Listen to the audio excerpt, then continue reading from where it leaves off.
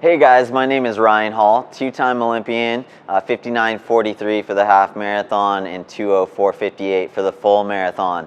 But there was a day when I ran my first marathon, and that's what I want to talk to you guys about. 5 tips for first-time marathoners.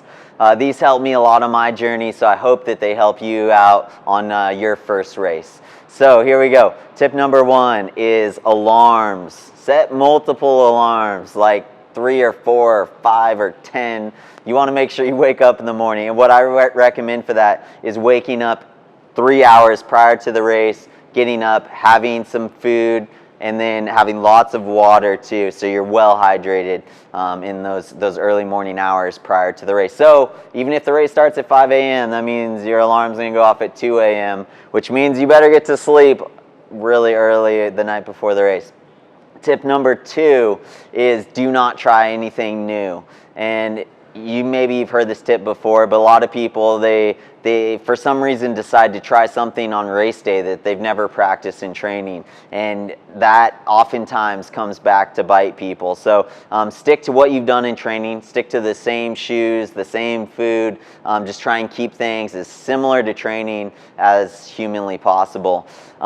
Tip number 3 is shoes. So what I like to do with my shoes is I would run in them one time prior to the race, and then I would race them right after that. I'd wear them for the race because I love the feeling of shoes right out of the box, like the cushioniness of the shoe. So that's tip number 3, is having a nice cushy pair of shoes. Tip number 4 is pacing. What I like to tell people is run the first 2/3 of the race with your head and the last 1/3 of the race with your heart.